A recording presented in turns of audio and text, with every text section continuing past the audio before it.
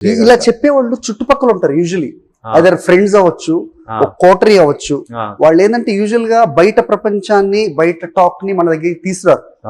Okay, genuine గా what do you believe about like the talk, the real talk, not the reviews I'm talking about, not real something talk like about Liger, yes, about your character or about your performance, whatever it in is. The film, yes, in Liger or generally నేను మీకు అర్థం కదా, అంటే నేను అనేది ఏంటంటే ఒక hero ఉన్నంటే చుట్టూతా వాళ్ళ ఫ్రెండ్స్ అవ్వచ్చు. కొంతమంది ఏంటంటే ఫ్రెండ్ ని బాధ పెట్టకూడదని, బాగలేకపోయినా బాగుందని చెప్తారు. వన్ థింగ్ ఏంటంటే నా చుట్టూ సర్కిల్ లేదనమాట. Okay, single player, lone warrior. నాకు ఫ్రెండ్స్ ఉన్నారు, వాళ్ళు నాకు చిన్నప్పటి నుంచి, నా హాస్టల్ అప్పటి నుంచి ఫ్రెండ్స్. వాళ్ళే నా ఫ్రెండ్స్. వాళ్ళు సినిమాలు ఫాలో గారు పెద్దగా. వాళ్ళు నన్ను ఏడిపియడం ఎక్కువ, కాంప్లిమెంట్ చేయడం తక్కువ. సో వాళ్ళు నేను ఎంత మంచి పని చేసినా ఏడిపిస్తుంటారు, జోక్లు వేస్తుంటారు. సో అది నాకు అలవాటు, నేను ఎంజాయ్ చేస్తా వాళ్ళతోని. There are 2 other friends who I have who handle my social media and stuff. They are full critics. వాళ్ళు ఎప్పుడు నేను ఏది చెప్పినా, ఇది చెప్తే ఇట్లయితుంది, ఎందుకు అన్ని డౌట్లు రేజ్ చేస్తుంటారు. నేను ఏది చేయాలన్నా డౌట్లు రేజ్ చేస్తుంటారు. వాళ్ళు రేజ్ చేసిన తర్వాత కూడా నాకు చెయ్యాలి అనిపిస్తే నేను లేదు, ఎన్ని డౌట్లు అయినా ఉండని, వేసేయండి, నాకు ఇది ఇప్పుడు చెప్పాలని ఉంది, ఇట్లా చేయాలని ఉంది. So I don't you want them to be a devil's advocate. Yeah, that's very important in life and that's why I respect them and have them in my life. My dad is a very big critic. నా first few సినిమాలు అయితే eye contact కూడా చేయలేకపోతుండే మా డాడీతో. Okay, ఎందుకంటే acting వదిలేసారా అనేటోడు.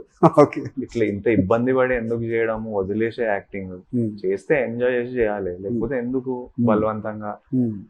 ఇబ్బంది పడేవారా Vijay? Yeah, I would be scared to. Ante when I used to do small characters. But you wanted to be a assistant director, I mean, or a director initially? I wanted to be. I loved cinema. Then theater చేసేవాడిని. So నాకు acting was my first love.